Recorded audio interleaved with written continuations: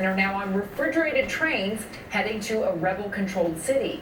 Ukrainian workers say they were forced to turn over those remains.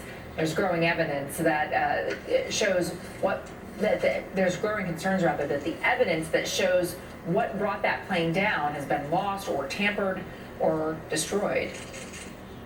The world has a moral obligation to ensure that the remains of all victims are recovered and treated with respect.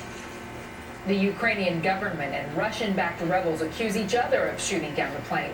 Russian President Vladimir Putin has agreed now to cooperate in an international investigation.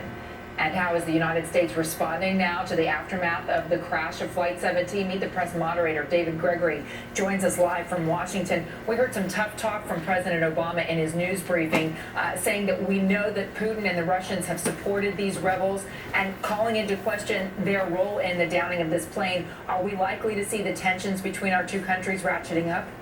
You know, Contessa, I think they're already there. The president demanded cooperation, demanded that Putin use his influence to not just defuse the crisis in Ukraine, but to cooperate in this investigation. And we've seen just the opposite.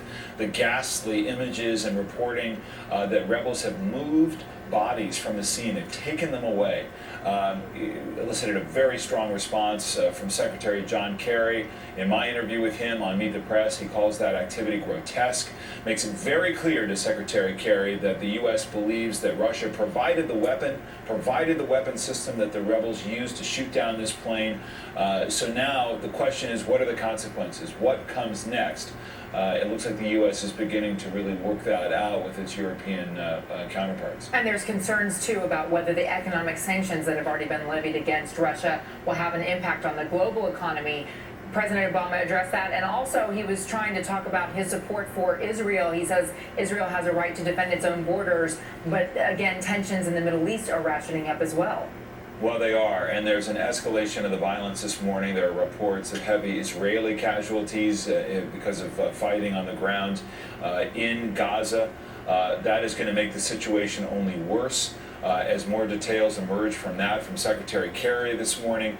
Very strong support for this Israeli move into Gaza and the bombardment of Gaza.